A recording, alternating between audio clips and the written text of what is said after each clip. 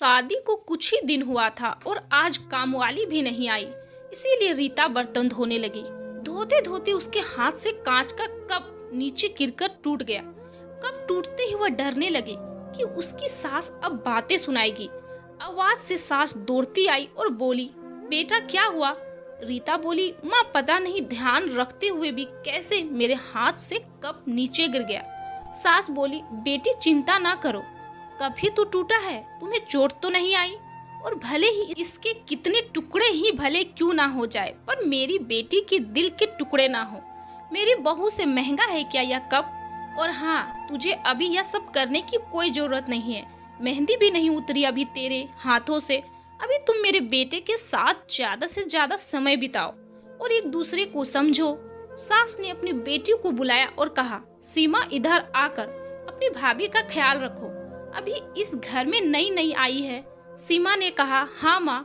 सास फिर बहू से बोली, शुरू में तुम मुझे अपनी माँ ही समझना, मुझे भी तुम्हारा दिल जीतना है, सास बनकर नहीं माँ बनकर।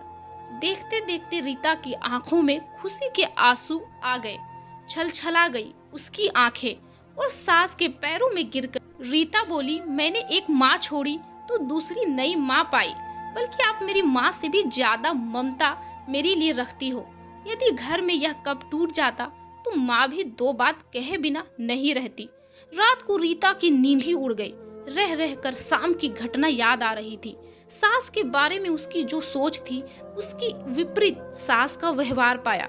उसका भी कसूर नहीं था ऐसा सोचना, क्योंकि उसने लोगों के मुंह से बुरी सास के बारे में ही सुना था। रीता अपने अतीत में खो गई। उसे फिर याद आया कि कुछ साल पहले उसके इकलौते एक भाई की शादी हुई थी।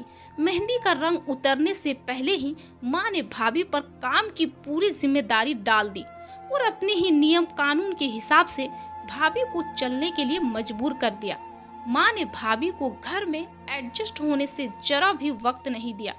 भैया भाभी को बाहर ले जाते तो माँ का मुंह फूल जाता और बोलती कि हर समय भाभी को साथ ले जाने की क्या जरूरत है। कभी भी भाभी को खुली हंसी हंसने नहीं देखा। समय के साथ भाभी ने सहना छोड़ दिया। फिर और घर में हर रोज झगड़ा होने लगा।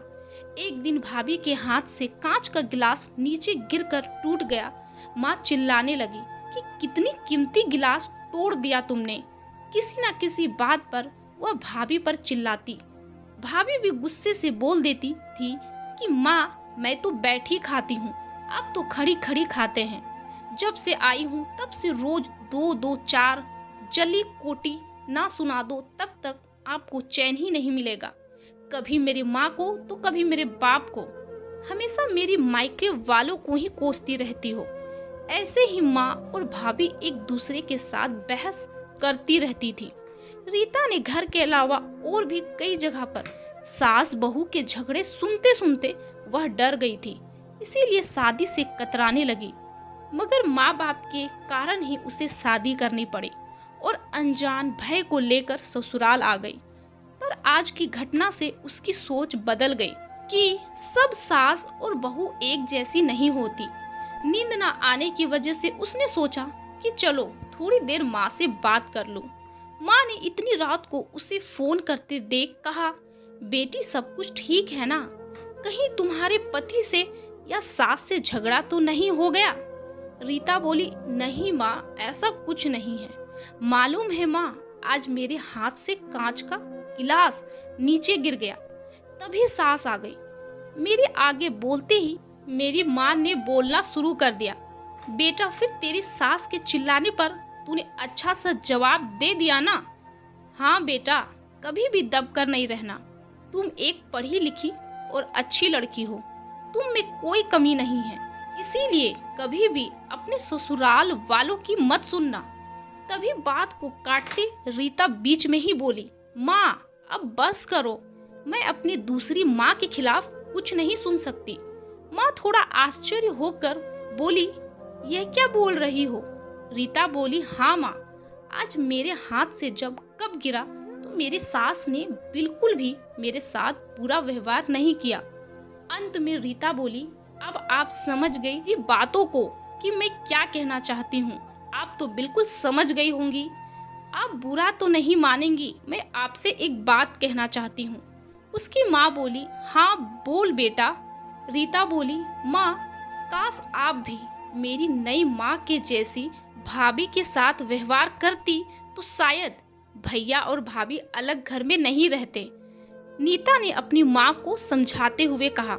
अपनी बेटी की यह सब बातें सुनकर उसे एहसास हुआ कि उसने अपने बहू के साथ बहुत गलत किया और जो आज तक वह करते आ रही थी वह बहुत ज्यादा गलत था। उसकी बेटी ने उसकी आंखें खोल दी। रीता उससे पहले कुछ बोलती तभी उसकी माँ बोली, रीता अब जब तुम यहाँ आओगी ना तो पूरे परिवार को एक साथ पाओगी। अब फोन रख, मुझे बेटे और बहू की स्वागत की तैयारी करनी है।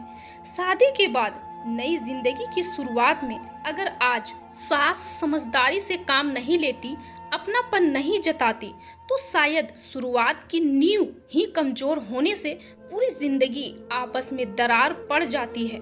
कब को टूटने से कोई नहीं रोक सकता, लेकिन प्रेम को टूटने से तो हम रोक सकते हैं।